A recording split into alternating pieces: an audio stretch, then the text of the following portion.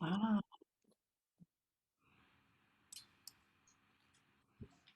it's fun to hear Stuart introduce me. I've noticed being at meetings with him over the years, including many meetings he's facilitated with sometimes with very large groups, that he has a good sense of humor and aliveness in introducing people. But one little part made me cringe, and some of you might be able to relate, and that is I never introduced myself as an economist, even though that's what my graduate degree is. The reason? It's a total conversation killer. Try it at a party, even if you're not an economist. So, but it's fun to thank you for the summary, Stuart. I appreciate that. And, it's interesting when I say now I'm a resource economist and I focus on how we can work better together in resolving natural resource challenges like climate change, regional water problems, managing our waste streams, then people can kind of get into it. So maybe Stuart's introduction will encourage me to come out more about being an economist, even though if you look me up, you definitely see it in the list of degrees. What I'd like to do, let's see. Tell me, when do you want to do the announcements you were referring to, Stuart? Do you want to do those now or you want to do them right before the break? We'll save those for later in the morning. Okay, good, So, because we'll have a couple interactive breaks before the 10:40 break, and we'll just see how it flows. Basically, I put together some things that I imagine will be interesting to you, and then we'll see which ones actually are and which generate the spark of dialogue and idea sharing. So I am going to go ahead and share the screen, and those of you who've been on Zoom a lot know all about view options where you can control how much of your screen my slides eat up. So you probably want to be able to see them, but see each other's faces if you can too. You already know intuitively that that's a great thing for building community, even on Zoom. So find a way that you can see the slides to a degree and some of each other's faces as well. So when I think about what brought me into collaborative problem solving, especially across cultures, there's three things that come to me, and the pictures on this slide relate to them. One is flooding along the Mississippi River. For a time of 5 years, my family, which previously was from Wisconsin, where I was a little kid and went through grade school, moved to Cape Girardeau, Missouri. Now that's down in the boot heel of Missouri, totally south of the Mason-Dixon line in the Confederacy. And it's right along the river, and a big portion of the town flooded every spring because there weren't the right mix of management practices in place to prevent that flooding. And frankly, we build too much in floodplains. All that housing and developed property and industry wasn't such a good choice to let it be there, but there it was. Those top pictures of the flooding. Guess whose neighborhoods were flooded? It was the dark-skinned people of Cape Girardeau, Hispanic, African American, others, minority populations. Because in that era, this would have been the very early 1970s, late 1960s, a person of color couldn't even buy a house in the part of the town that wasn't subject to regular flooding. So my family had some friends and acquaintances among the families that lived in those areas. We got to see what it was like when the flooding was occurred. A lot of houses on stilts. And I remember as a kid thinking, this is really something. One whole set of people is exposed to this hazard, cost, inconvenience, sometimes loss of life.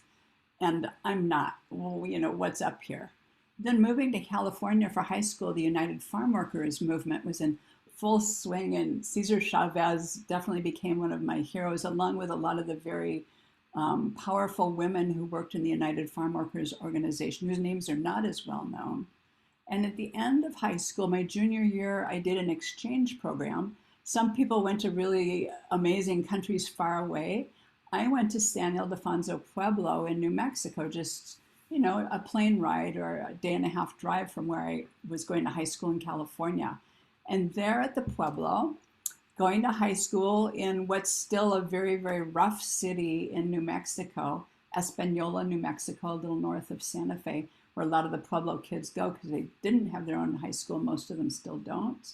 So I was the tallest, the palest, the blondest in the school. And I was already self conscious, and it was like, oh. It was agonizing. I felt it deeply, and something really valuable stuck with me through that time that I hope still empowers and informs my work, my curiosity about how, across various factors that divide us, can we do better and be better with one another. So my aspirations for this time together are really, I'd like to get you even more curious than you might already be about the nervous system and its effects in your life. Let me get my slides a little better centered here.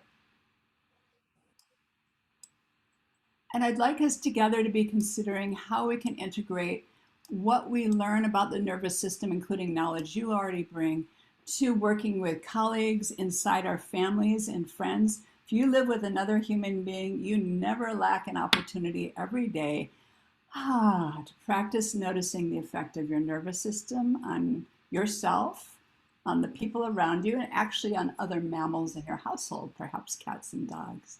So how do we put some of the modern neuroscience of interacting and the nervous system, how do we put that to work in our everyday life? You've already adjusted your view options, so we'll go till 9:40. Then we'll have about another 40 minutes after the break as well. So I'm happy to make the slides and a resource list available. You can just send me an email. I'll send you a link to a box folder, and then you could download these really easily. They're too big to send, but I like them to be available, useful to you in other settings. So please feel free to contact me in that way. So about the nervous system, and again, my PhD is in economics, and I did need to take some neurosciences training as a part of that because of a specialty interest I had. And then over the years as a meditation teacher, I've taken a lot of trainings related to trauma response, trauma therapy modalities.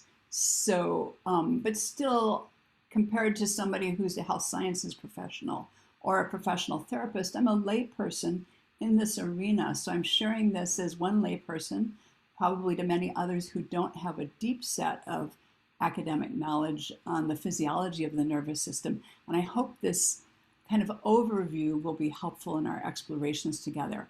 But one of the first things that really struck me is, oh, I'm a human being. I can read, I can write, I can get on airplanes, etc. But I'm a mammal and I have a mammal nervous system. And that means something very basic about me, about all human beings, and how we function inside of ourselves together. We're warm-blooded, we have a large brain, we need regular, plentiful oxygen. A lot of our everyday nervous system habits, unconsciously, are not so supportive of that basic physiological need that gives a sense of well-being when we're well oxygenated. So we'll explore that. And we are wired at the most primal level to feel safety through being connected with one another. True of all mammals, true of human beings. If anybody else has gotten to live around raccoons, you know how mischievous they are and how they work in groups. And some of you might have dogs around your neighborhood or household. So we have ourselves as mammals, we have other mammals in our environment that we can learn a little bit too. So one of the things about needing regular, plentiful oxygen, and let's pause a moment. Slow, relaxed breath. I got up really early this morning, lots of things we usually do on Saturday mornings, grading for the university, all that kind of thing. So reminding myself to take a slow, relaxed breath and invite you to do a specific breathing pattern. Just for variety, in through the nostrils, out through the mouth. In through the nostrils, out through the mouth. And let your exhale be as long and lazy as it wants to. It might even lead to a little yawn or sigh. Slow, relaxed breath. We may have time to talk about the physiology of different breathing patterns, how they help the hemoglobin in our bloodstream release oxygen into all the tissues where it has so many restorative functions, and how different combinations of mouth and nose breathing can be useful in different circumstances. Another thing about mammals is we connect through facial expressivity. Raccoons, rabbits, the deer that wander through my little area along a wash just outside of central Tucson, dogs and cats, facial expressivity, aliveness in the face.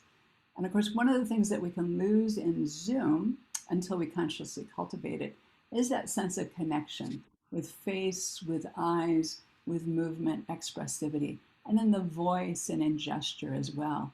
The university is back to in-person teaching, though with masks. So happy to be back in the classroom where I can actually physically wander and talk with people and gesture and point at something that I'm really excited about there on the whiteboard. So this is part of our mammal wiring, cultivating these qualities within ourselves. Stuart said a little bit about my background. So one of my aspirations and ways that I want to contribute is designing more effective conflict resolution processes, facilitation processes that build on the modern science of the nervous system. And I've noticed over 40 years of working on cross-cultural conflicts that is when people's nervous systems go through a shift, that's when breakthroughs occur. I have some training, not only as a meditation teacher, but also in mediation and facilitation. And I'm just like, kind of the minimal level training in that, but I have a lot of friends that's their whole profession is mediation, conflict resolution. And we share stories sometimes. Remember the time when that group, 20 years arguing over that river, something finally broke through. What was it? And we look back and we reflect on the interactions. So there's a lot of knowledge building and the ability to look at it more systematically through the lens of the nervous system and interaction has been really exciting. And then my specialty in teaching meditation classes, because the world of meditation is so wide and varied, I'm going to put out the claim that there is a meditative practice for everyone. And all you need to do is find it and then find the community that you might like to practice with. But my particular awareness, specialty is sensory awareness, using the ordinary senses, seeing, hearing, kinesthetic touch, smell, taste, as a part of building awareness. And I participate in meditation research around the university and elsewhere. And I've done the trainings for trauma-informed meditation because we know that people who have a lot of trauma stored in their nervous system, it can be the case when they get very still and are asked to sit perfectly still and be quiet for a while, a lot arises. So it's good to be aware of that and be cultivating the skills to help people with that and with meditative approaches that may bring them gently into the world of this particularly important family of practices, meditation practices. When I think about meditation, I think of any of the practices of the world's cultures that builds these three skills: concentration, sensory clarity. Sensory clarity means the ability to notice layers of subtlety. Like if you pause for a moment and you might need to close your eyes, can you feel the touch of the air in the room on your cheeks, on your face? Just pausing a moment, placing your curiosity on the skin of your cheek area. Any sense of air, a little bit of air touch, maybe air temperature there. Sensory clarity brings life a great richness and vibrancy, and it's something we can cultivate through a meditative practice. Gives us a lot of advantages in working with ourselves and with other people. And equanimity, I would say, is the most mysterious of these three life skills.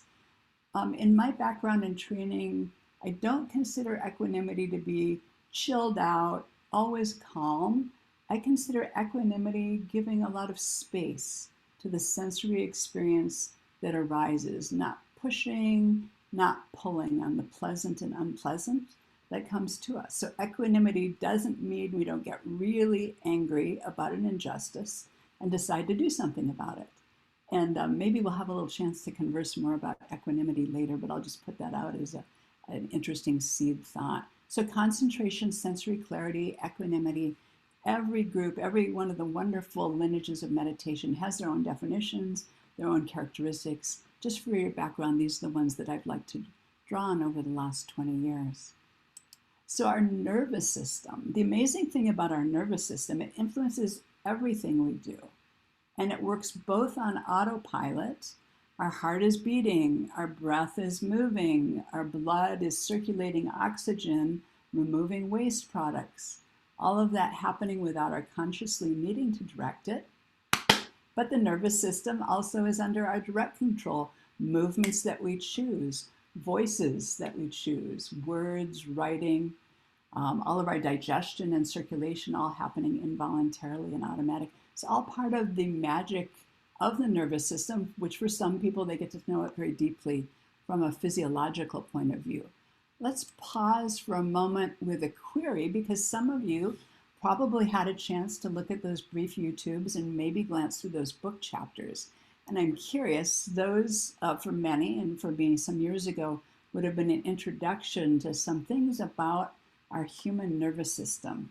So did anyone find something in those two brief YouTubes? One was called Trauma and the Nervous System.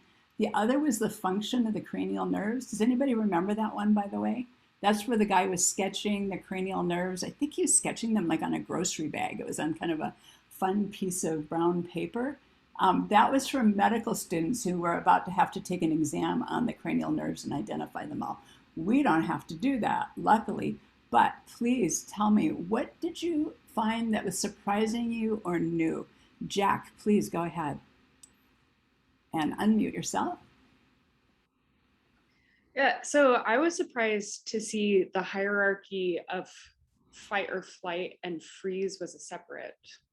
Like I was under the conception that they were equal before I did the reading, and I didn't know that the freeze mechanism was an earlier evolutionary trait that, Yeah. that had fight or flight come later on. Thank you, Jack. Thanks for catching that and reminding us all of that and making people curious who maybe didn't have a chance to catch that material. So we'll actually talk about the nervous system states in a few minutes. Thanks for highlighting that. Somebody else have something that surprised them, new to them, or that they found particularly intriguing or useful?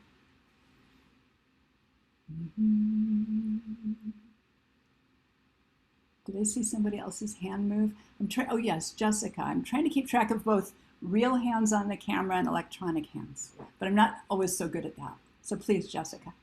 Yeah, I watched the videos and I thought the A and S one was interesting, but I was wanting it to be a little bit more in depth on why, we have so much depression and sedentary. Like, just I felt like it was sort of a veiled look at like these problems instead of going a little bit deeper into why those situations exist in our society. So, which I know is just like a 9-minute video. I can't go that deep, but yeah, I found it a little frustrating. Thank you, Jessica. So it was kind of unsatisfying the way it left at the end. We have these challenges, but not much in the way of solutions there. Is that what I heard you say? Yeah, you got it. I think same with the face one where he was doing the numbers too. I wanted more info on that. Like, why do I need to know these things? How is that helpful to me? Yeah. Thank you. Let's work with one another to see if we can fill in some of those gaps and also find, well, what are the strategies that each of us could employ in the various things we give our time and energy to that might take advantage of that knowledge and take it further as you're wishing for, more towards solutions and less toward just the basic knowledge. Thank you, Jessica. Anybody else? Somebody else have something they'd like to toss in here from those materials? Did you get to see the YouTube with Stephen Porges? A favorite person of mine. I've gotten to spend some time with him. He's been very helpful to me in my work and brought the polyvagal theory to the academic and neurosciences world about 20 years ago and has been stunned by how it's taken off in certain practical applications like the trauma therapy community. And I'm just looking through my screen to see if there's, let's see. Let me check chat. Thank you for putting in chat.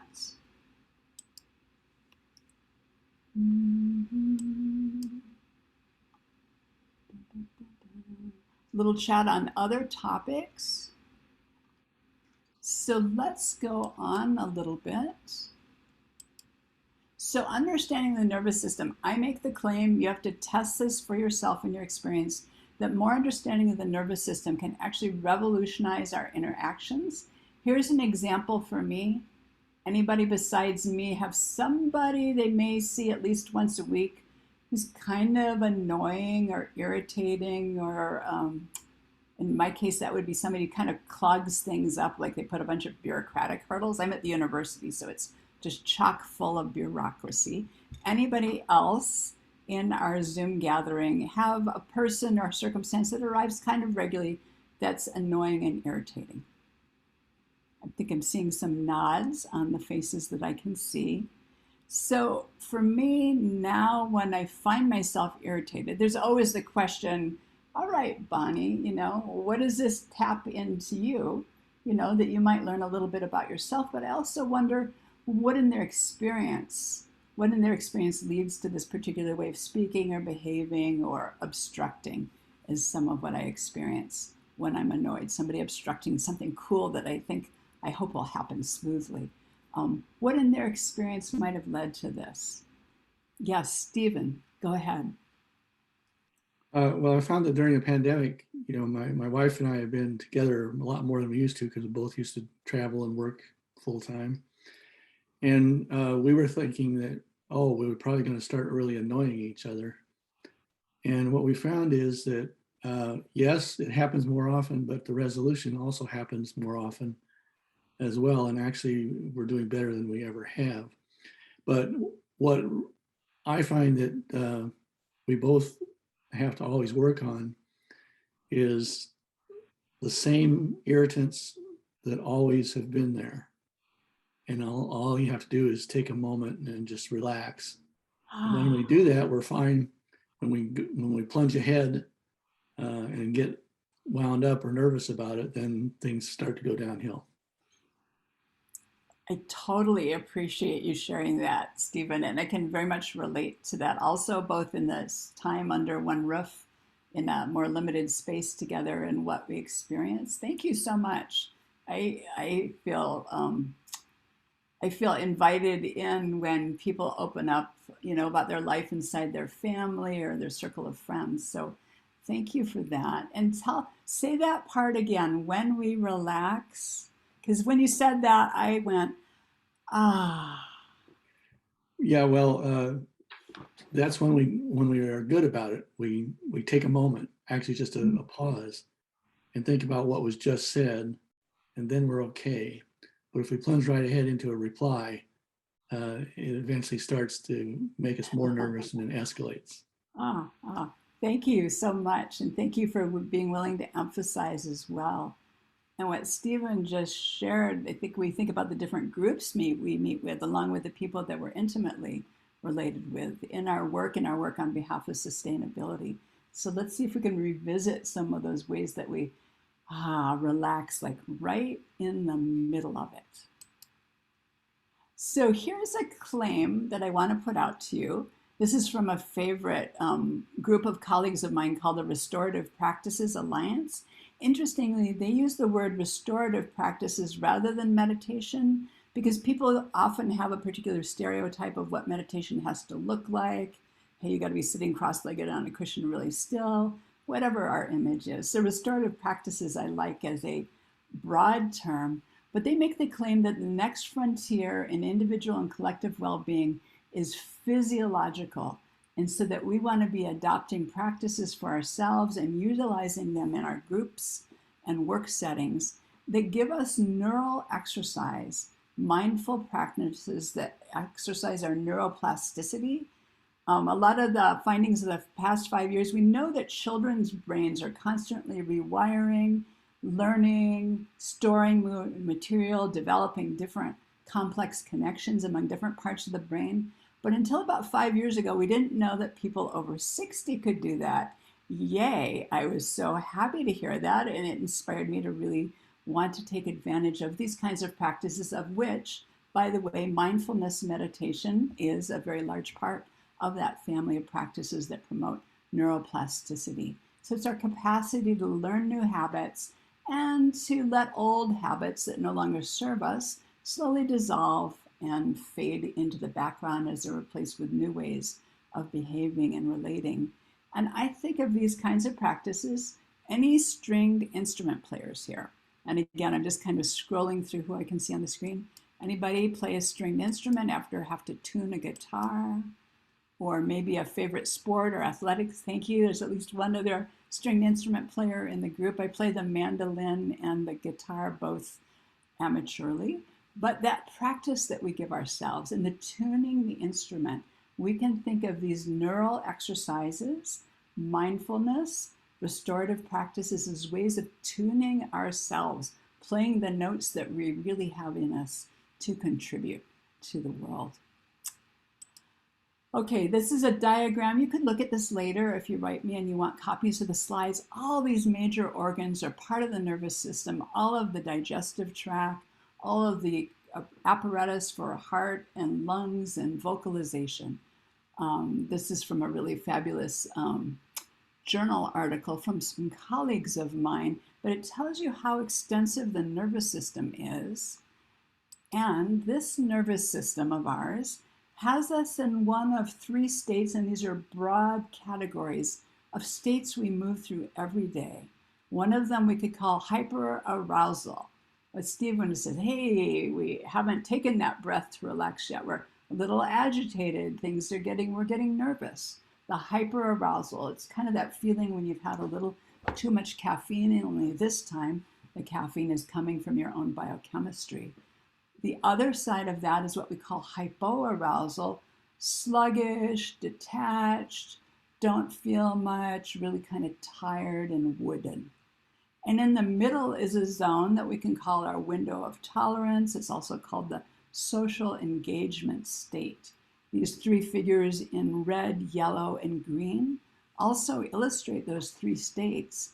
And what we want to be cultivating are practices in our life and in our work on sustainability and with groups, friends, neighbors, community groups, those who may be seen as adversaries. We want to cultivate practices that not only ease us toward that zone, the smooth sailing zone, we might informally call it, ease us back into that zone when we've gone out to one edge or the other, but expand our resilience. And I know you've talked about this in this group earlier, personal resilience, the circumstances in which we stay in that zone where all the parts of the brain are accessible to us, are empathetic, are communicative, the range of tone in our voice, expressivity in our face, practices that expand the range of circumstances in which we stay in that zone, things that used to push us out of us. I can very much say from my own experience and working with many people over several decades, it's possible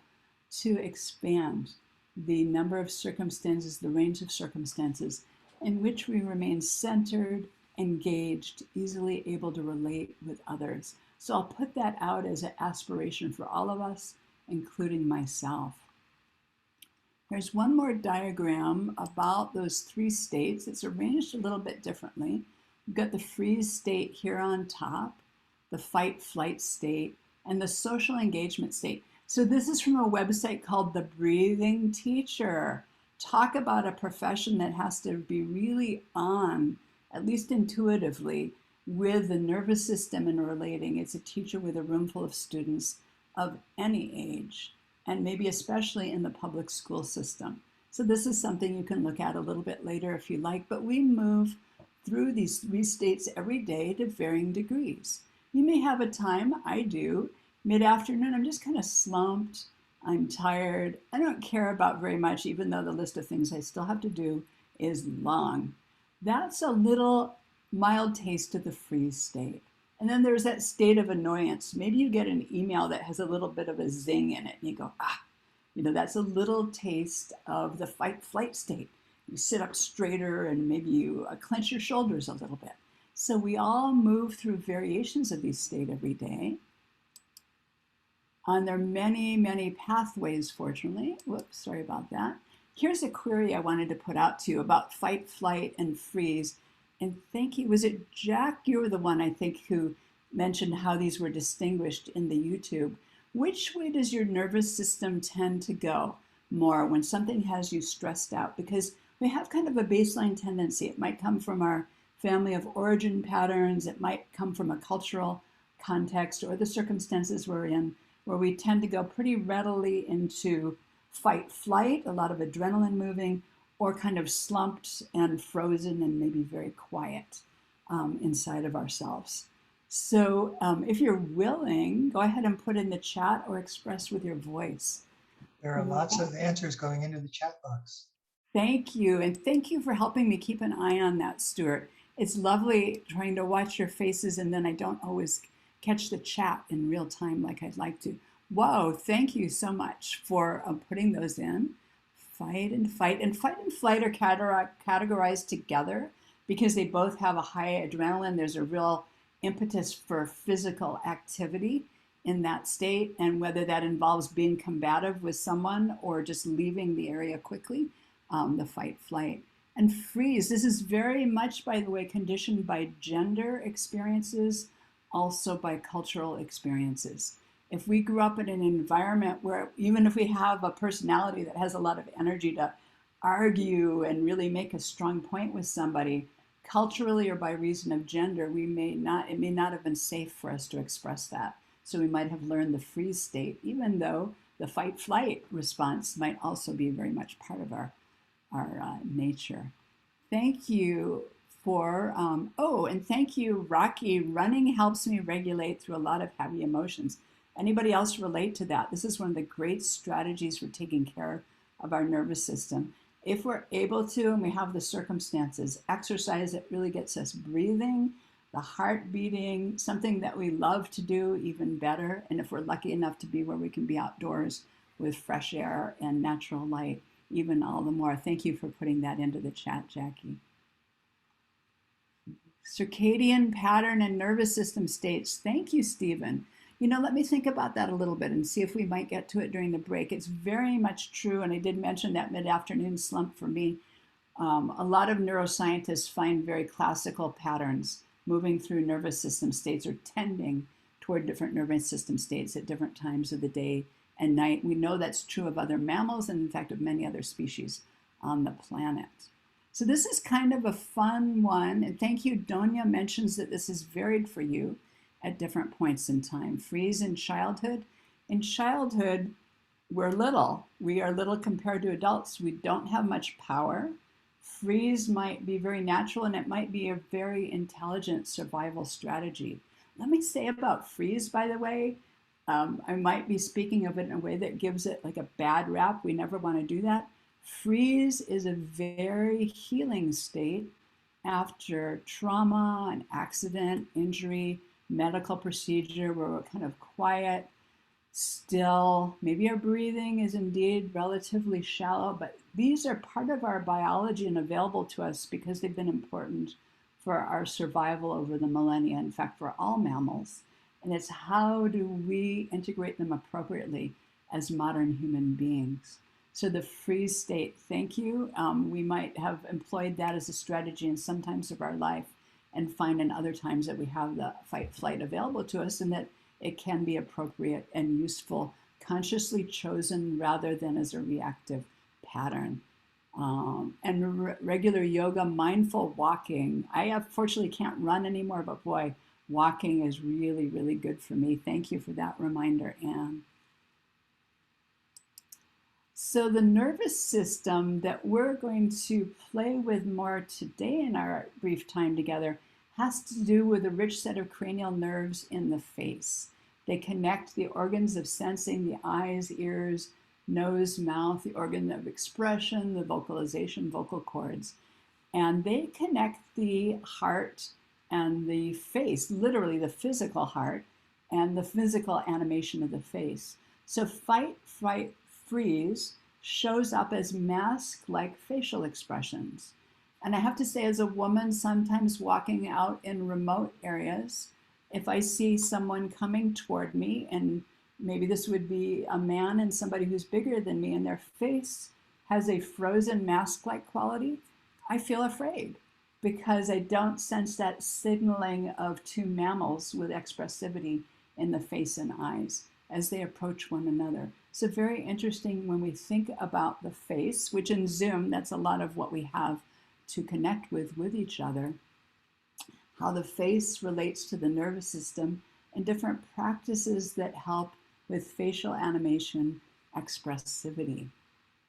Some of the practices that are pathways to help settle the nervous system, many of them involve breath, as do the world's meditative traditions. Breath is handy. It's there from birth all the way on to the end. So always available. We don't have to go someplace special to light a candle or pick up some other special object of meditation. Breath right there with us. Vocalization is an important family of practices to work with the nervous system.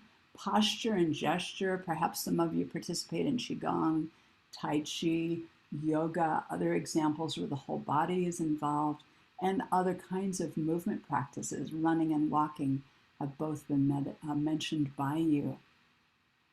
And let's do a little on-the-spot stretch right now. And this has to do with yawning and sighing. Can you believe sometime when you've got a little spare time, you can search the word pandiculation online? It's a fancy word, pandiculation. You'll see it in a later slide, so you can look it up if you want to later and see how it's spelled. It's a fancy word for restorative meditative practices that have to do with yawning and sighing. And what I invite you to do right now, and you don't have to stay seated. If it's good for you, it's often good for me to stand up for a little while. Feel free to stand up, even though it blows the camera focus, and take a little time stretching and looking everywhere but your screen. If you, like me, have a daily life that involves lots of focus on screen time, phone, iPads, computers, documents, focus on narrow space. Notice as you let your eyes roam and turn your face in all directions but the screen, I'm going to have the feeling of letting a lot of breath move through me, a slow, rich, relaxed breath. And I feel those muscles around my eyes. I suppose it's a lot of my imagination, but I almost feel the happiness of my eyes being set loose to wander for a little while, every direction but the narrow forward focus. Almost like letting dogs off a leash to run in a place that's safe to them. The eyes is one of our key organs of perception, key part of our nervous system, really appreciating being set off leash. And we're going to set them off leash in one other little quick way. And that is, I invite you to take your hands and your fingers. Let me put my screen so I can see myself, so I can see if you're seeing me. Now you'll want to look back at the screen for a minute. So interlace your fingers like this. Place them at the base of the skull, top of the neck behind, your elbows out. This is a wonderful exercise to help work with an important feature of the mammalian nervous system. Give yourself a breath or two in this position. Notice that it lifts your ribs. Ribs are raised a little bit. The breath to me feels a little different. Now with your forehead staying forward, slide your eyes all the way over to the right. So your eyes are sliding over, trying to see your right elbow. You haven't turned your head. It's the eyes and the muscles of the eyes that are at work here. Take a few breaths in this position. Unusual position. It feels like a stretch to me. Give yourself a sigh or yawn. Let your eyes come forward again for a moment. And of course, feel free to stretch your arms if you need to, but then put them back in the interlaced finger position, base of the skull, and over to the other side. So now your forehead is staying facing forward. Head is not turning, but the eyes are sliding all the way over to your left side, left elbow. And take a few breaths in this position, noticing any different sensation of breathing while in this unusual arm and eye position.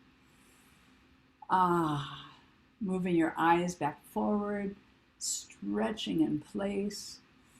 that little exercise called the basic exercise, I'll put it in the slides that I'm going to load up in a web folder to share, is to benefit the 8 pairs of suboccipital muscles that run here at the top of the neck, base of the skull. Those 16 muscles, 8 pairs of suboccipital muscles, are what allow mammals to do move our head in lots of different subtle positions. Cats and dogs do this as well. Reptiles and birds don't have that same set of muscles. So the suboccipital muscles, which are also, by the way, what gets sore when we're leaning into our screen or a book for a long time, part of our mammal nervous system, and we can have simple little practices to refresh them, give them a little more circulation. The suboccipital muscles are physiologically connected to the muscles that allow the eyes to slide, giving us peripheral vision. Peripheral vision is part of what allowed us to survive in wild places where there were predators over the millennia of human and other mammal existence. So these little exercises that exercise peripheral vision, give a little bit of gentle touch, like we were doing with the interlaced fingers, to the suboccipital muscles. Anybody have something they want to put into chat? What was it like to have your fingers interlaced here, your elbows out, and then me sliding your eyes? It's a lot of instruction, I know, all at once and fast, but did you have any sensations that you noticed related to that? Please feel free to put those in chat. And let me invite if anyone would like to just unmute and say something too. We are quite a civil group. Absolutely. Thank you. Please. I love to hear your voices. Guinea pigs. Yay. Guinea pigs are mammals too. Yes. And they're one of the mammals we might find in our house. Oh, Donya, hands felt cradling and nurturing. Anne, sounds like that felt wonderful. It is refreshing to look away from the screen. It's amazing. There's like a subtle happiness just from that simple act. And Steve, relax muscles and notice the tight ones more. And Jack has her hand up. Yes, please. I was going to comment that it was more like muscularly difficult to shift my eyes over than I thought it was going to be. It was challenging. Thank you for noticing that. That's a subtle layer of noticing. That's what we could also call sensory clarity, noticing the different layers, because I too find there's tension when I try to slide my eyes all the way over to one side without turning my head. And the muscles that are being worked are tied to those muscles at the base of the skull. So it's kind of an interesting thing for us to notice. And how can we keep our neck nice and relaxed? It also helps with our eyes and the ability to have our peripheral vision, the full visual sense that is our inheritance as a mammal. Thank you for that. Did you introduce us to your guinea pig, Jack? Oh, so cute. This is Agatha. She's named after Agatha Christie or Agatha Raisin, you can choose. She's a very floppy guinea pig, and it makes her a very good cuddler, and she always chats, especially when you're quiet. Yeah. Thank you, very cute. And Bonnie, we can't hear you now. Something happened.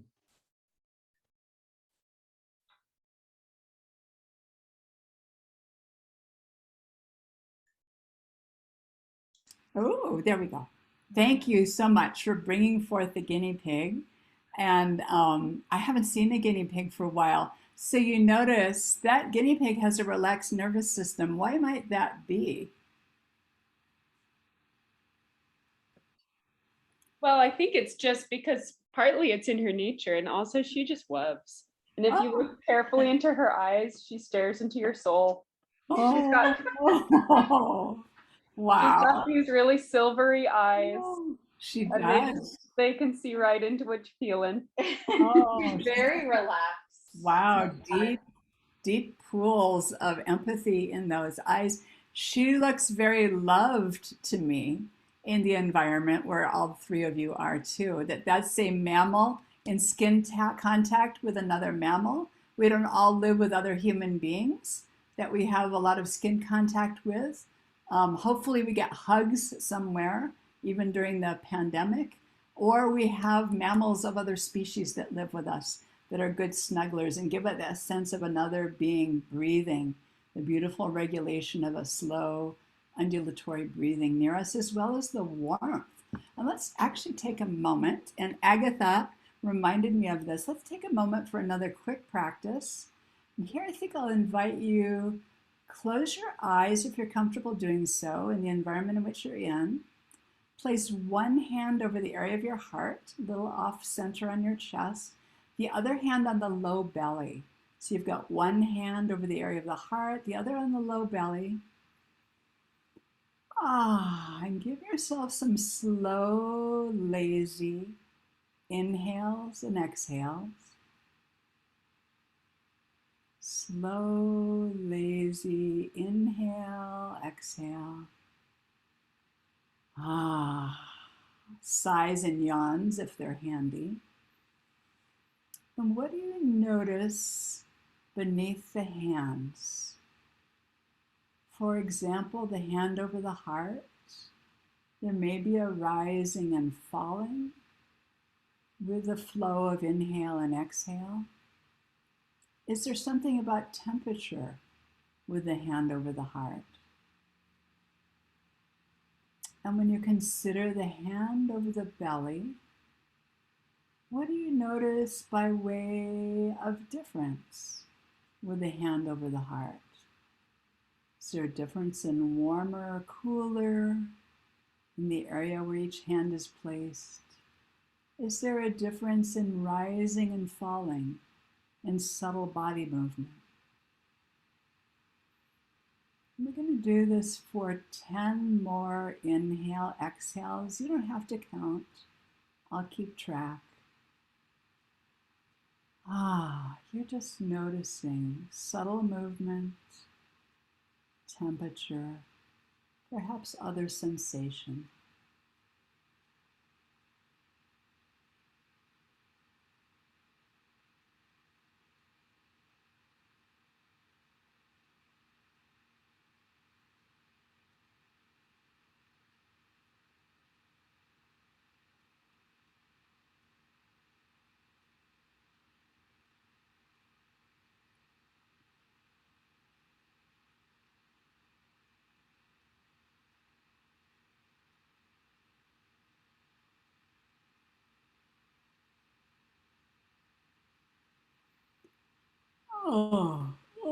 Ending with a yawn or sigh.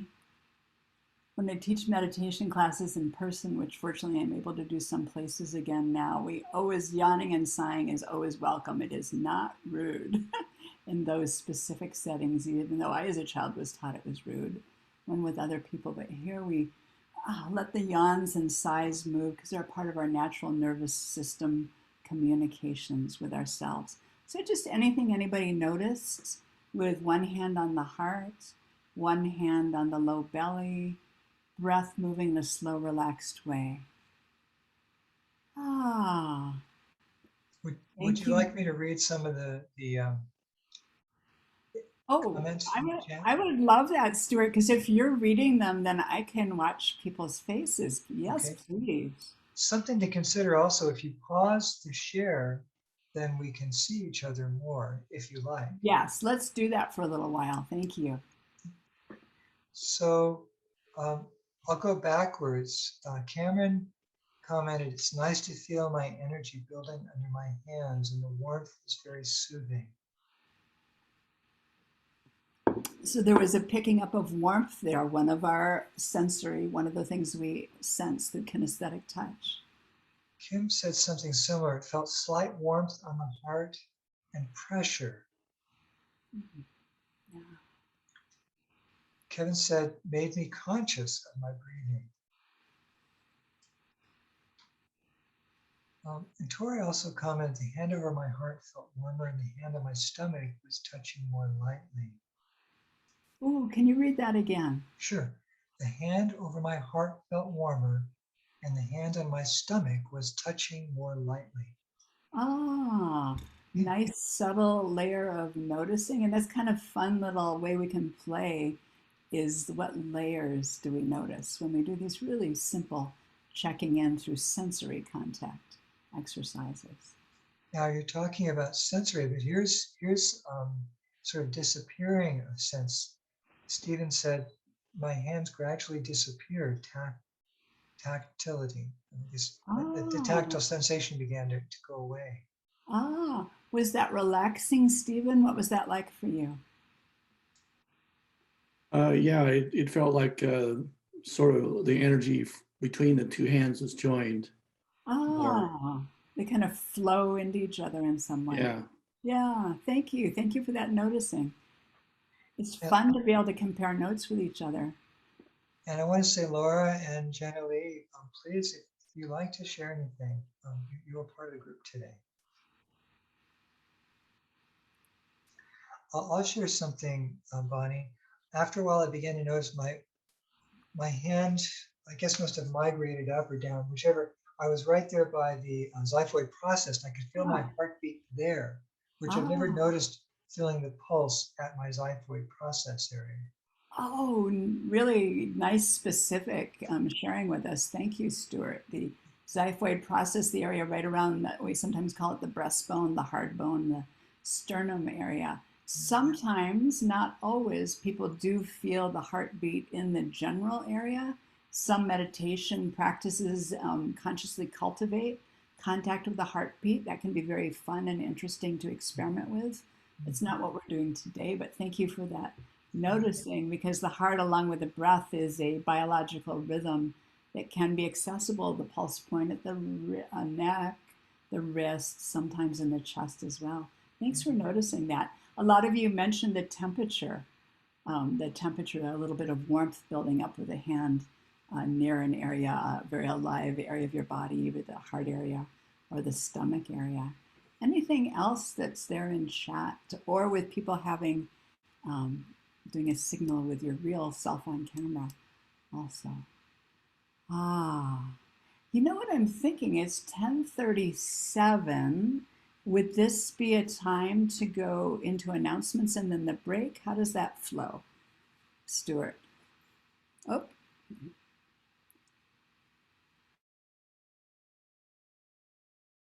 Hearing Stuart, which might be something on my computer. Unmute, Stuart. There we go. Thank you. Thank you, everybody. Jessica noticed my tea has given me similar occipital nerve practices to combat back and neck pain. And Jessica, do we assume that these are working well for you?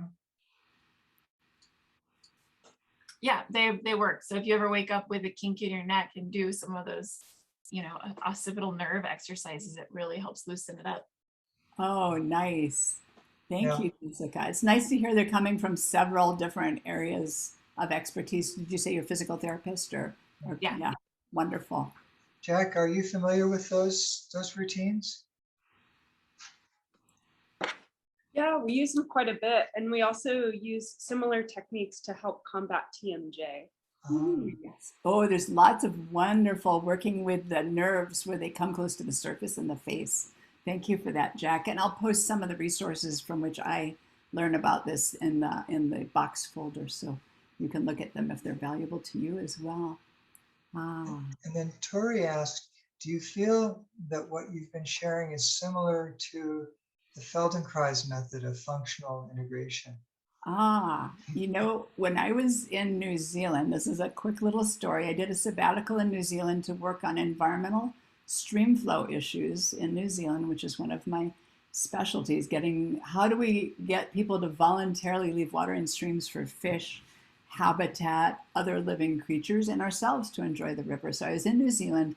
I realized there wasn't a soul I knew in the entire southern hemisphere. Like, that's a long ways from everybody, right?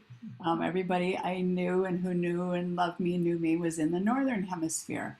And I went to Feldenkrais classes because they were warm and friendly.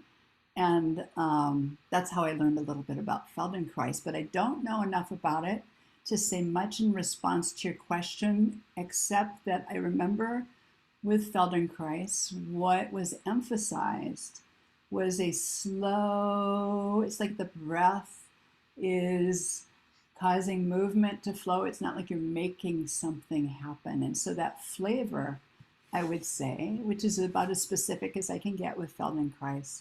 That flavor of flowing from someplace innate and organic in us, that is similar. And I hope you'll explore that more. Maybe you can let the group know what you find.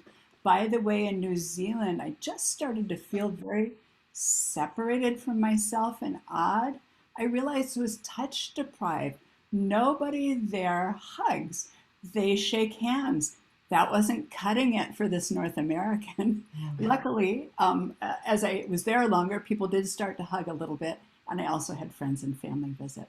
So there's another little sensory awareness story. Well, I think the basic idea I was wondering about was the using non-conventional movements, things that we don't do every day, to increase our, according to him, would increase our intelligence levels, our calmness, etc. So this similar in that way, maybe. Yeah, thank you, Tori. Thank you for filling that in. Moshe Feldenkrais said we can increase our human intelligence. I don't think he meant IQ, he meant a much broader definition of intelligence by these movements that are non habitual. And isn't that interesting? Do you have things that you do every day by habit? Brush your teeth. Don't even think about it. Probably don't feel the bristles unless you poke them the wrong way. How much of what we do habitually could we do in ways that we're really bringing our full sensory noticing and appreciation to? Thank you for that, Tori. Would you like to take a break now, Stuart, or do you want to do that? Sure, and then we got some fun comments that can warm us up again, what we can share when we get back. So it's 10:41. Why don't we come back at 10:51? Beautiful. I'll put on some music and I'll get off screen. Feel free to stick around or run around the block as you get some stretching in.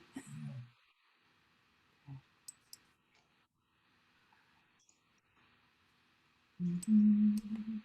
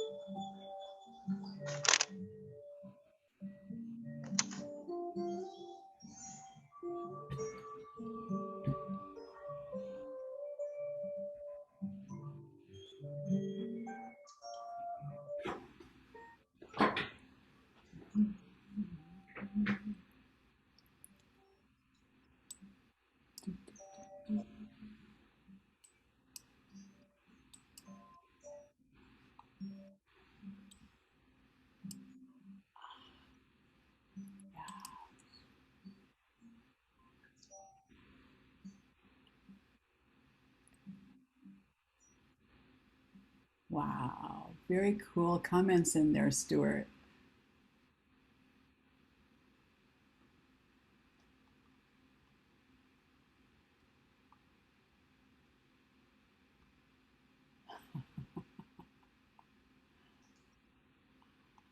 Would you like to take a few moments to respond to them? Yeah. How about, would you be willing to read them and then I can kind of, I'll be looking at people more. I would love that. Definitely, definitely. And feel Okay, free to fit in the announcements when they fit best too. okay. Thank you. So in no particular order, let's just see. Well, first, just acknowledge Jenna Lee, who said, I didn't do the exercise because my daughter is crawling all over me. Mammalian Like, warmth. yeah, I like hearing all of your experiences, and we'll try it later. So practicing her mammalian gift of cuddling. Laura is a PT, as is Jack, and recently certified in cranial sacral therapy, which she says helps a lot with nervous system regulation for self as well as for patients. Yes. Love to hear more about that. Shall I just keep reading, Bonnie, and you'll jump in when you have something to say? Just the cranial sacral therapy, I've done some of the early trainings and offering it because it's also very meditative. And I'm so glad there are people in this group that have expertise in that area. Yeah, now Jack has commented, I'm sure we've all felt something like this. Sometimes in having a difficult conversation with someone, our voice may shake, our knees may shake. We may just tighten up and not shake, but just get very restricted, sort of husky. And the worry is appearing insecure, and then that amplifies the anxiety. It's a bit like a panic attack. The worst thing about a panic attack is to panic. And so this can happen with public speaking. Obviously, this is annoying to feel like we're freezing up in that. Deep breathing exercises. She's tried that because we know this comes from the autonomic nervous system. Any further tips? I'd also like to add to that really quickly. It's not like I feel like it also like mutes my message. Like I often feel like I've got something important to say. And I feel like when my voice starts to shake, it makes me feel like I'm projecting that I'm nervous and don't know very much about what I'm trying to say. And I feel like that just, it sort of interrupts the message. So it feels very frustrating and it sort of builds on itself. Yeah. So any insight to that would be wonderful. So thank you, Jack. I understand about that completely because I have damage to my vocal cords from intubation during lung surgery. So my vocal cords can get kind of raspy. And sometimes, even teaching at the university in class, I go to speak and a sound doesn't come out. And my students know this, and we all just take a deep breath. But the nervous system, in my case, there's scarring on the vocal cords, but for all of us, regardless of surgeries or intubation, the nervous system is so tender around the voice and vocal cords, and the esophagus physiologically actually lengthens and shortens depending on our nervous system state. So it feels tight because it actually is tight. The length of it's a malleable area, and the various sphincters that control airflow and also the flow of fluids and so on through the area are opening and closing. What I find that I need to do, I do a lot of self-massage of the scalenes, these beautiful muscles at the neck, and the vocal cords you would want to ask of a professional person. It sounds like there's several people with expertise in that group, but nice things that people can do to take care of that vocal cord area very gently, but improving circulation and so on. And I always keep a really nice kind of tea that I feel like moistens my vocal cords with me. I take it every time I teach at the university because I need it. And so I feel a great deal of empathy for what you're expressing. And I think it's pretty widespread. And I will say it may be both age and gender in more prominent at some stages of life in some genders, and gender identities, perhaps. There's something about it in our social cultural context. It's not just the physiology itself. So thank you for introducing that as a exploration and being willing to voice your experience. Do you ever feel like it's like coming from the diaphragm too? Yes. You know? And we know the diaphragm, there's a Yeah. lot of movement up and down. Yeah, yeah. And the deep breathing I've always found very helpful. That's always the first thing I do. But then the little practical things like just keeping this area nice and loose. And if some of you have that expertise, you may find a way to share it in the group. I've actually seen a voice therapist for a while as well to help with this. And if you have access to that kind of expertise, that can be wonderful. Won't it be something as we create cultures and societies where everyone, regardless of age, experience, education, skin color, etc., feels like their voice is welcome? That's what I really hold as an aspiration, and it feels good to have this opportunity to say that.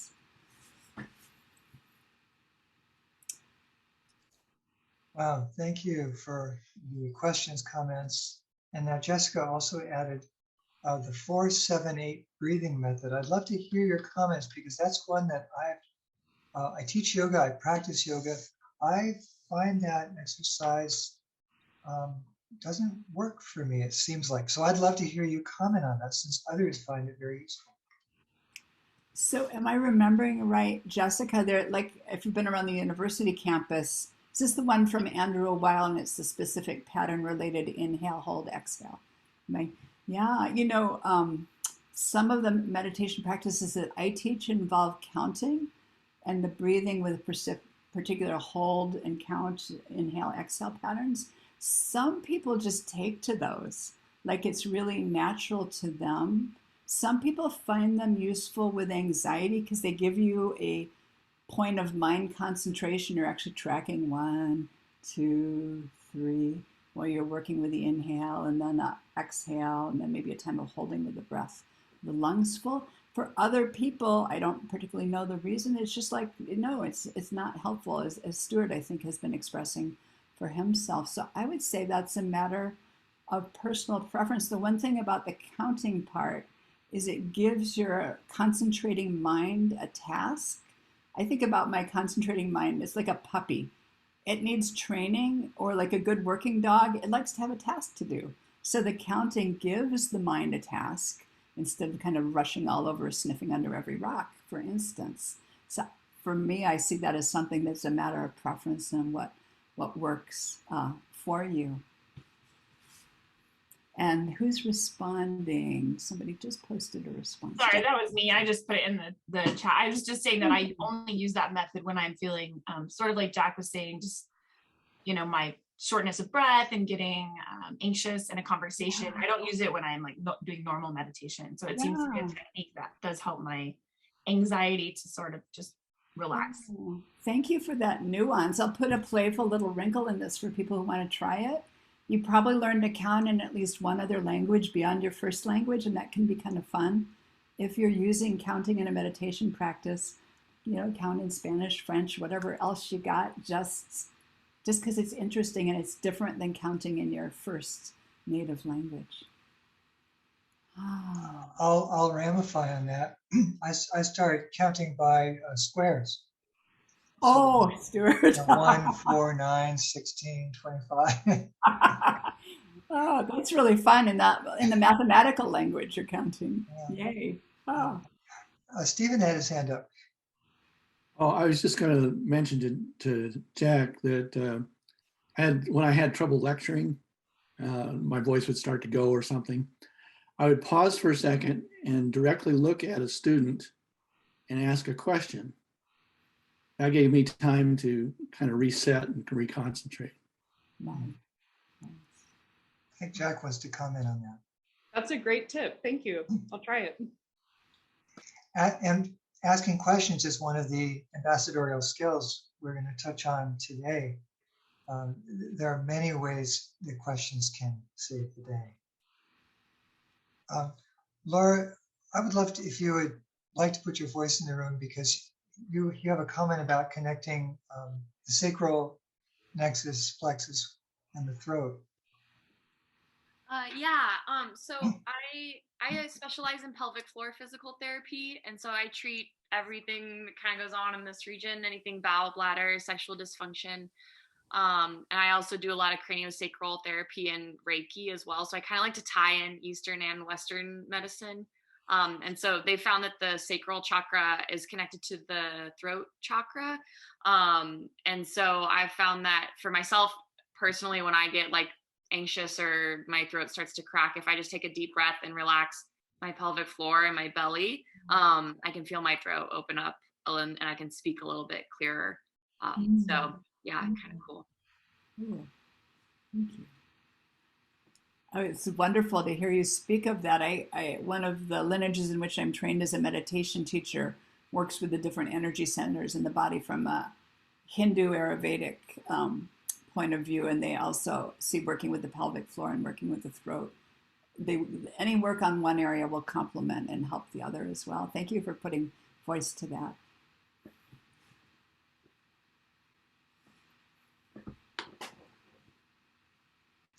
There's something that came to mind. Stephen mentioned stopping and just asking someone a question.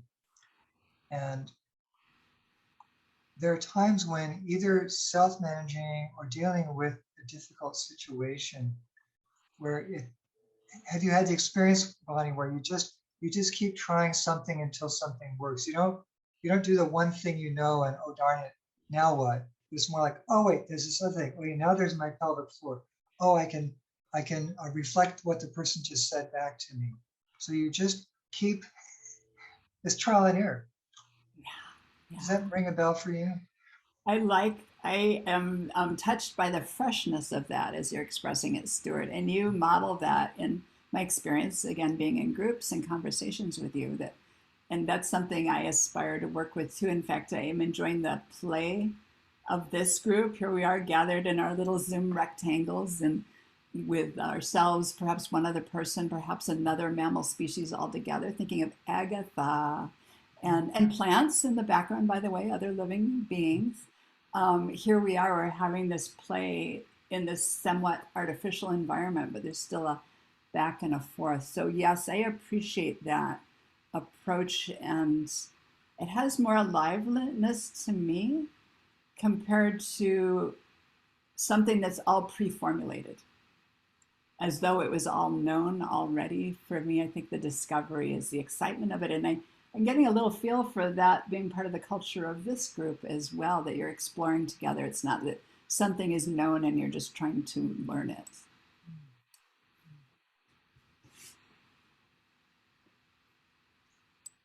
We're just drinking that in.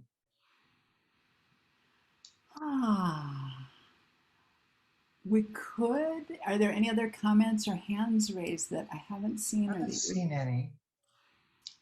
We could talk a little bit about neuroception and then ideas for working with groups. Let's do that for a few minutes. And thank you for reminding me to turn off my screen sharing, Stuart. Please remind me again, but I'll share for a little while now. And let's see, I think we're still recording. Yes, we are recording. Let's see. So those of you who had a chance to read from Deb Dana's book, wonderful person to meet and interact with, by the way.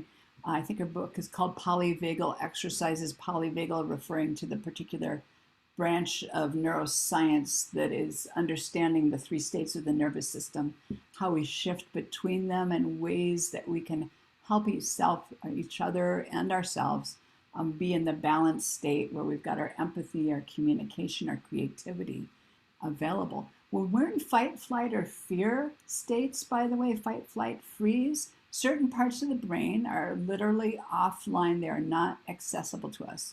One of those parts is the empathetic connections in the brain, where we have an opportunity to sense something of what another person feels just by hearing them express, maybe hearing their voice, seeing expression on their face. That part of the brain isn't functioning. Another part is the ability to take in and play with new. something that's new, not already known, the creativity part of us, that's also offline. So ways that we help each other and practices we adopt for ourselves, restorative practices that help keep us in that middle, smooth sailing, socially engaged state. Really important. So let's talk a little bit about neuroception. This is something we're already intuitively aware of. Now we have a fancy term for it. And that is our nervous system is constantly scanning our own body, others, their behavior, expression, their voices, movements, and the environment around us. And as you heard emphasized in some of those YouTubes, we're wired for safety, for survival, even though we have many other subtle and sophisticated motivations and things that drive us and inspire us. This basic wiring is there with us, and it's been there in our wiring all of mammal evolution. It's a really crucial part of being human. And this is all below awareness, below conscious thought. And but we feel the cues physiologically. Breath, one of the things that's wonderful about meditating with an awareness of breath and possibly with an awareness of heartbeat is we get familiar with them and we can notice in a real-time setting, maybe we're talking to a new person for the first time, because we're used to tuning in to the breath rhythm and the heartbeat, we notice, oh, look, oh, I'm breathing really shallowly, or oh, my heart's beating really fast. These are clues from our physiology that our mind might not be aware of, but that we can tune into. Oh, you know, I'm not so comfortable and I don't really know why. Or you walk into a room full of people where you don't really know hardly anybody. I'm an introvert, so that's one of my least favorite things to do, but you're required to go to a reception, for instance, for me, for the university. And I don't think I'm going to know many people. And I walk in and I look around the room and I finally make a choice. I'm going to go toward that group. Neuroception guides so much of how we interact, and it's so much below the layer of rational, conscious thought. And that's where some of this learning about the nervous system, becoming more familiar with our own breathing, heart rate, vocalization patterns is really useful. And I'm curious how we might use this notion of neuroception.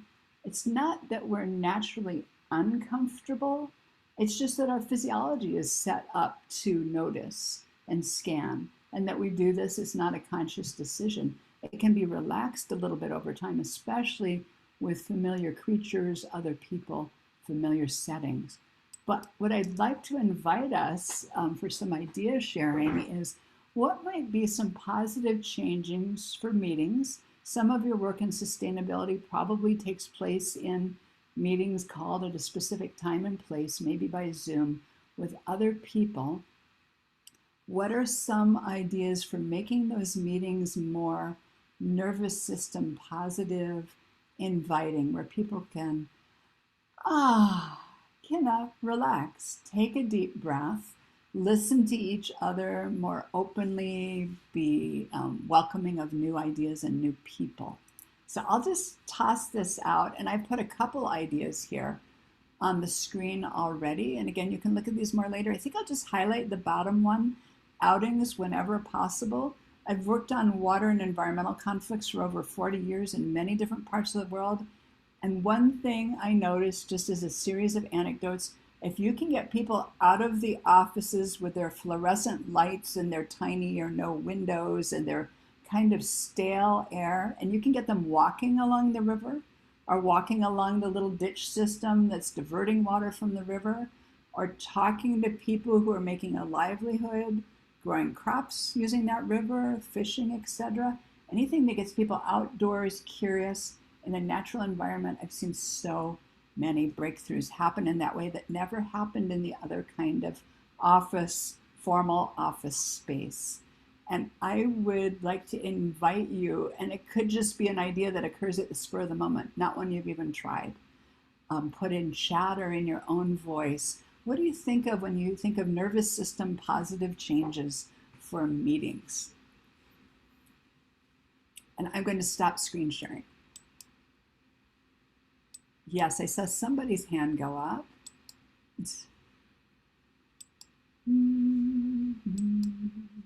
Did I see somebody's hand Yeah, up? Jack or Isla? Thank you. I think Isla has something to say too, but this is probably partly due to my mom is Scottish, and in Great Britain, everything is cured with a cup of tea. Doesn't matter what it is. Somebody died, have a cup of tea. You stubbed your toe, have a cup of tea. Same response for everything. But there's something that's so calming about like sharing a hot beverage with somebody that I just feel like, and probably it's the how you were talking about, you know, paying attention to your senses. Like you get scent, taste, heat, just like the movement of liquid, probably all of those things are like now that I'm thinking about what you've said, why it works. But there's something about just like a hot cup of tea when you're really upset or anxious that I just think does great.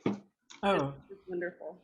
oh, the way you describe that is so engaging too. For one thing, it makes me crave a cup of tea right now. And the other is there's like a sense of leisure in there, isn't it? Because it takes, okay, maybe you have to heat the water. It's probably not already heated. You have to find the tea. So there's some little flow, this interruption from like the business at hand, whatever it is, whether it's a family funeral or a business meeting. I And you have thank to do you. it slow. You can't chug a hot cup of tea. No, no, that hurts. Thank you. That there is a cultural practice, and this can stretch us to think, where else do we see that? I have something. Yes, Danya Please. commented, just gave a title to this, relaxation rituals, and then Jenna threw in. One such relaxation ritual is making sure to welcome everyone at the meeting and continually reminding everyone that their presence is welcome because, as you said, we want to feel that we belong. Yes. Oh, thank you for that. We want to feel that we belong. That's the co-regulation phrase that was emphasized so much in one of those 3 chapters I sent to you. Co-regulation, that we belong, we are here, and we are welcome. So, so important. Thank you. And let's see, back on the screen with Jack. Is it Ela? Did I catch your name? Yes, thank you. Go ahead. So I taught preschoolers for the past 8 years, and I read this book that really changed the way I taught, and it's really making me think about what you're saying. It was called Beyond Behavior Management, and it was really talking about addressing the sensory. Have you ever heard of it? I've read it. I have that book. Yes. Oh, okay, yeah. So one of the things that she talks a lot about addressing the sensory needs of the child, especially when they're starting to reach, high stress and doing things like touching water, getting a drink of water. I always remember she was talking about getting a drink of water.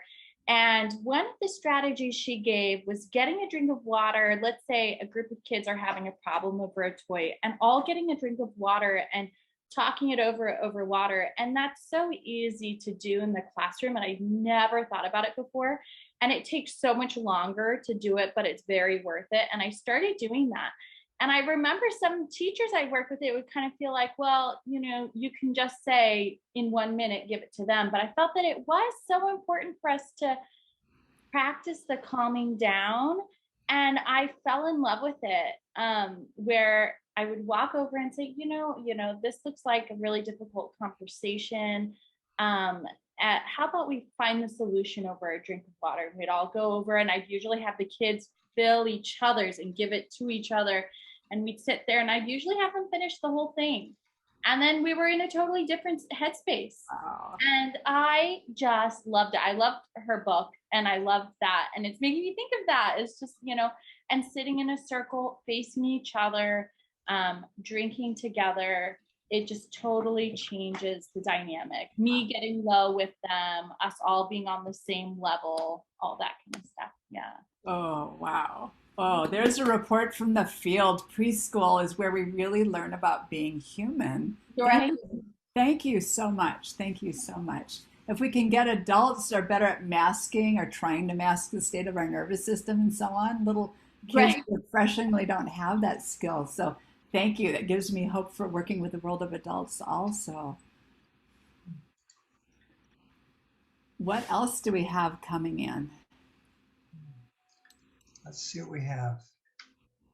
Stephen commented that having a variety of snacks ad libitum. I'm not sure what that means during meeting.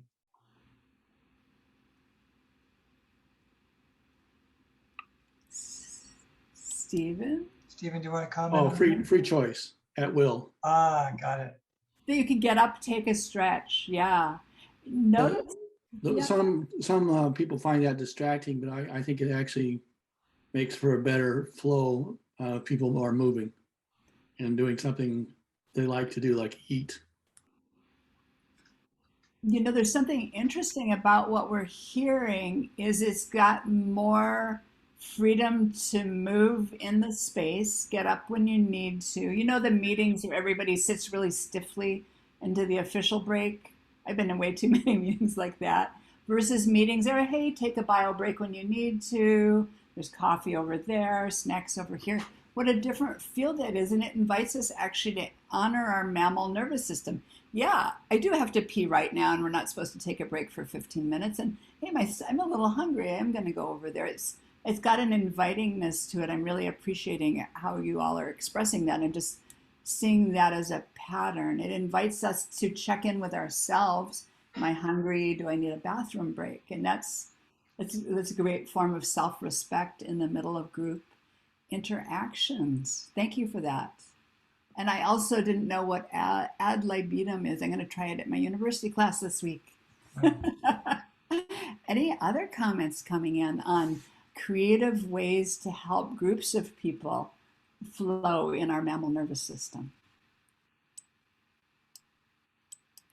So while we're waiting for some more ideas, Kevin's got something. Before that, just noticing the time, we'll be terminating this part of the conversation at 11:30. So I want to be sure that you get to share every last thing that you would like to.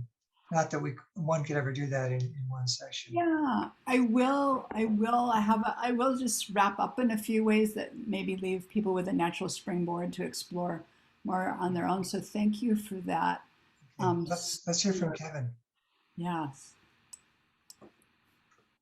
Yeah, I had the pleasure of working in a state government agency for 20 plus years, and it was real interesting. It was kind of a second career for me, but to see the dynamics that took place in meetings, particularly staff meetings, and it was very top down. The manager for the program of their division would facilitate the meeting. He or she would set the agenda for the meeting, and everybody would go around and give a report.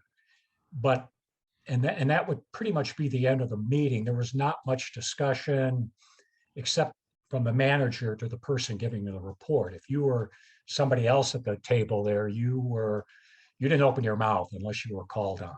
And so I managed a small technical assistance program. We tried to change things up a little bit, and to make the meetings more interactive, to make them more comfortable.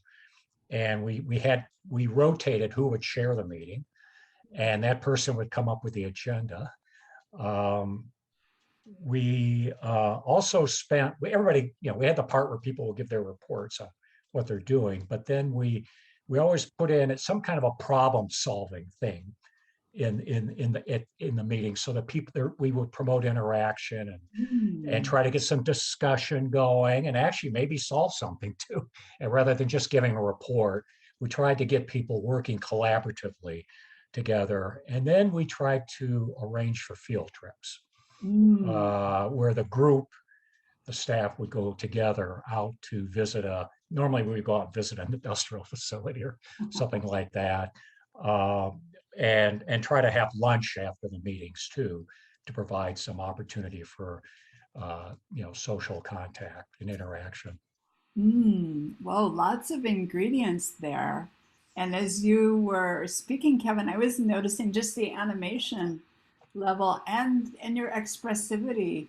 As you got to the place where there was more free flow in the meetings and they were structured differently. And problem solving, to me, and my body immediately, you kind of lean in because you're leaning in together to address a problem that's been put before you. It felt completely different. And to me, that really kind of sinks in what we're starting to talk about and explore together. about the role of the nervous system in group interactions. And I don't know what state you were working in, but I've been in so many state government meetings. So hooray for any breakthroughs that bring that aliveness and people leaning in together instead of sitting back very, very separate and segmented in the way the meeting is run. Thank you. I will comment that working with Kevin, he's very good at that collaborative approach. He's has lots of ideas and he has lots of ears as well. Kim's got something, and then I'd like to, Danya, if you'd like to make your comment, because I think it's another angle. But go ahead, Kim. Yeah, I was just thinking of all the many groups and meetings and things that I've been involved with over the years, and you'd have all those like kind of team building activities, and some were good and some were kind of goofy. But yeah, some of the things that I remember with groups that were so impactful were where the group would meet and do something together, in a pot, like a volunteer project or something like that, where you could really kind of, you could really team build in that way, but also feel good because you're doing something, impactful in that way. So I think that's always a great idea. And like as a field trip kind of an experience, let's go out and let's do this. Like here's an example of Tucson Clean and Beautiful is coordinating with the mayor's office for the Million Trees Project. They're always looking for volunteers to plant trees. They have tree planting days, and it's like a 2-hour space of time. And that might be like a great thing for everybody to go and get together and plant some trees. It really makes a difference in what we're trying to achieve with Sustain Tucson. So. Thank you. Did you feel like you got to know people in different ways when you met them in those other settings? Yeah, you do. Yeah, you do. And usually people feel pretty good when they're coming together to do something that's they're passionate about and that meets the goals of that organization. And getting to move your body in different ways. You don't have to wear office clothes. That feels really good just listening to it to me. Thank you. Thank you. Now, we've been focusing on, we're getting more into some structural kinds of changes. You were talking so much, Bonnie, about ways to set up a sensory environment that is welcoming and relaxing. Danya brought up something that you've been doing yourself, but how we can verbally create that comfort and that expansive sense of social connection. Shall I just read yours, Danya, or would you like to elaborate? I can actually elaborate a little bit. Thank you, Stuart. Just like really taking the time to specifically acknowledge people's both ideas and concerns, and really like make some space for those things goes a long way towards building relationships. Donya, I felt a pacing in your voice as you said that. That is a spacious pacing. And it seemed, kind of hit my sensory system as your voice was, in addition to the words, were saying, give people space, hold a place for them where they know they've been heard. Is that a summary? Yes. Yeah. And it's something when the pacing of our voice even invites that, because you know what meeting voices can be like. Okay, agenda item 23, doop, doop, doop, doop, 24, on you go. And just to have a little more space. It's called prosody, by the way, in the nervous system circles. Prosody in the voice means there's a rising and a falling in the tone, some changes in pitch, some space where there's no words, and kind of rare in our modern business meetings, but we can maybe be the secret agents of bringing some of this in to the different settings in which we find ourselves. I have to say, I feel really fortunate that I'm getting to experience this. Working in adult education as a teacher, I'm in staff meetings with other teachers who are trained to do that with students, and we bring those skills into the staff meetings also. And so I've learned from that process. Wonderful. Ah, you know, thank you. Thank you for that round of conversation with one another. I know you'll be able to continue lots of idea sharing and creativity as your group goes on over the weeks and months. I think what I'll do that'll probably work in the couple minutes we have is if I can find the screen sharing piece. I was going to put, there it is. I'm going to put up one little practice for us to close with in this part of our time together. And that is playing with vocalization. If you remember the cranial nerves, and you can look at them again later on the slides, the vocal cords and the capacity for vocalizing is a really important part of our nervous system. It's part of how all cultures soothe themselves and feel connected to one another. Think of chanting, think of singing favorite folk songs or rock and roll or hymns from your spiritual tradition. This is a little playful practice. I use this all the time with kids, but it's fun with adults. We'll close our time with this. And this is the sound of the buzzing like bees. A wonderful thing about it, it's very vibratory. You want your lips to be moistened. You need a nice relaxed inhale so your lungs are full. And then you make this vibrating sound.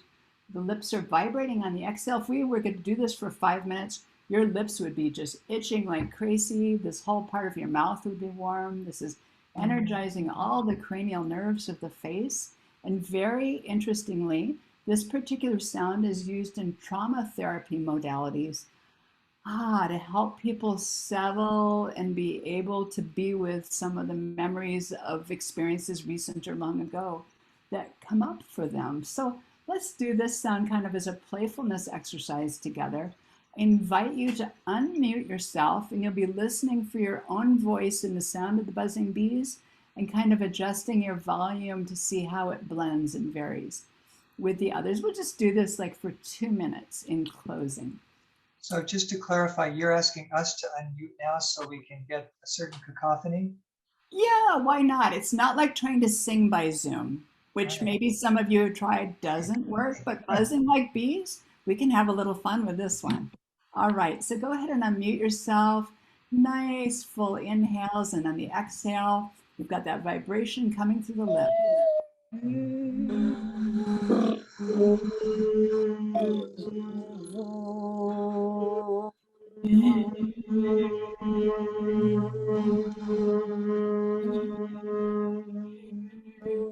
Have lots of different pitches and speeds.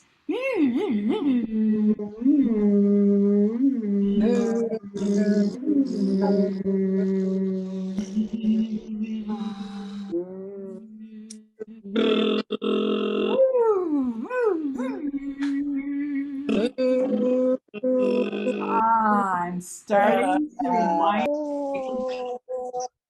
Thank you for playing in that way. It can be fun. And we can go ahead and mute ourselves just for one more minute. There we go. Just closing, thank you for the playfulness of that. I invite you to use it with children, adults in your homes. I swear to you, this is true. I have made that sound toward a bobcat who was running away from me. It paused in mid-stride, sat down on its haunches, turned around and looked at me like a human being making this kind of vibratory, soft vibratory sound. What is this? So have fun, play with that. I can send you, I'll put a little more on it in the slides. Just to conclude with a little bit of key takeaway, we all want to be thinking about what are the restorative daily practices we can be using that are good for our nervous system. Both things we can do right on the spot when a little annoying email zings our way or something is disturbing in our day, as well as any formal practices that we might devote 10 to 20 to 30 minutes to today. And for the groups that you work with and your families, the regions you work and travel in, be curious and listening for what are the restorative cultural practices used in that region. Can they be integrated into meetings that you conduct or facilitate on behalf of sustainability? I've been in many, many meetings of Indigenous peoples over 40 years. Many of them start with prayer. Most of them are not in a language that I understand the words, but there's the tone, the flow of the voice, the respectful silence of people in the room during that time. you may come across or already know of other cultural practices that could be appropriate and useful in the settings in which you are working on behalf of the ideals that you serve around sustainability. And then please continue to do your own experiments and learning and share them with nervous system well-being on behalf of yourself, your household, and our collective of all living beings. Very good to be with you this morning. Thank you. Thank you, Bonnie, for your bright and warm and smiling presentation of ideas as well as experiences. Ideas we can hang our hats on, and experiences that will make those hats worth wearing. Cool.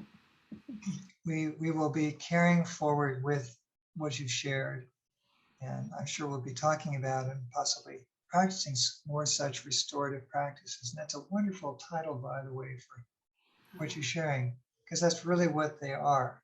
There are other names that might make them sound, only for those people over there. But we all want to restore. And that, of course, is our mission as ambassadors, is to restore sanity, humanity, ecology. It's an impossible climb. We are looking at disasters in every direction, and the trends are still going in the direction of more such. But we know that in the face of challenges, freezing is probably just a good temporary 1 minute affair. Maybe one day, maybe 1 week if it has to be, but we want to be part of the solution and not part of the mourning crowd. So mourning as in grieving. And you've given us much to build our hope with. So we're thankful.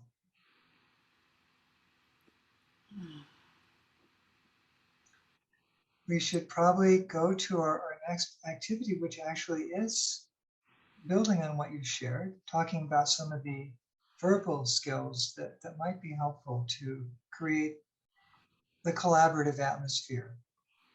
And so please feel free to stay and listen. Feel free just to disappear when that time is right for you. By 10 of, we will have our announcements. In line, I have hopefully Kevin on zero waste update, Rocky and or Stephen on their particular projects within the zero waste program. I will mention about October 23rd, there is a change of plan for October 23rd we all will want to know about. The Envision Tucson Sustainable Festival is transmogrifying due to COVID. And then perhaps Danye would like to announce the plan for our next social walk. And so that'll be at about 10 up. So shifting just a little bit, I had the good fortune of studying with a teacher compared favorably with Bonnie, I will say, in terms of the joy she took in her work. She got her graduate degree studying graduate students, trying to facilitate classroom discussions in their labs and so on. And in doing this work, she realized that there were some what she called common non-facilitating teaching behaviors. I'd like to share a few of those with you because sometimes it's good to know the things to look out for, the pitfalls that we might have. Because whether you're talking to one elected official or a staff person or someone on the street, or giving a lecture or testifying at a public hearing, you are an educator. And of course, the best educators are, as Isla was saying, are learners. We're learning how to do this process of being with. In fact, Isla, your story was such a great example of really being one who draws out. Rather, you didn't solve the problem for the children. You said, let's solve this. And you opened up the chance for their intelligence to work. And this is what we want to do with ourselves, with each other. Inquiry is one of those great areas of communication that we would like to practice because it's inviting other people to think and or to feel. So Sandra Napel, in her paper, 6 Common Non-Facilitating Teaching Behaviors, identified a few which I'll mention here. One is called insufficient wait time. That's where you ask a question and then someone named Mary Bud Rowe found that most teachers within 1 second did one of the following things. They asked the question again. They answered it. They changed the subject. They called on someone. This was in elementary classrooms. And what they found was that kids tended in those classrooms to respond with one-word answers, and that there was a certain cluster of kids who would tend to answer them. So Mary Bud Rowe taught these teachers to wait 3 to 5 seconds, doing a little bit of nervous system pacing. Very superficial, but some kind of practicing of inhibitory response. And what they found was that more kids started to contribute. They began to speak in sentences. They began to comment on each other's comments. And their answers tended to work at what we call higher levels of cognition. Not just recall stuff, but actually, well, I think what might have been going on there was. So they're speculating about processes, or they're analyzing what was going on. So this is the power of wait time. The pitfall is insufficient wait time because we're so nervous. We think, oh my God, this has fallen flat. And what we train ourselves, we ask a question as we just wait. And Bonnie did that today. There were times she'd ask something and she'd just wait. And another major pitfall is the non-specific feedback question. I was in a folk dance class years ago, and this person, she knew the dance well. I'm not sure she really knew how to teach. And we were struggling along, and then she stopped and said, "Are there any questions?" And we all just looked at her. Like, I didn't even know how to name what I couldn't do. So that's called a non-specific feedback question. Instead, we can say, this concept of convection is complex, so please turn to your neighbor and explain why the solar panel, why the hot water tank is at the top of the solar panel, for heating up your water. So you're asking people to actually think about something specific that you may have just told them. Or we could say, this concept of connectivity, of the unity of nature and humanity is very abstract. Can you turn to your neighbor and give one example of what that might be in practical manifestation? That's too wordy a question right there, but you see where that's going. Getting specific, talk to your person about that. So, and then low-level questions are just, for instance, what year did that happen? Or what does that word mean?